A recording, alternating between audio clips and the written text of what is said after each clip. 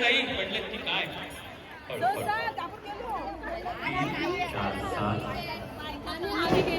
सात सात 14. तुम्ही बाद या इकडे लवकर या.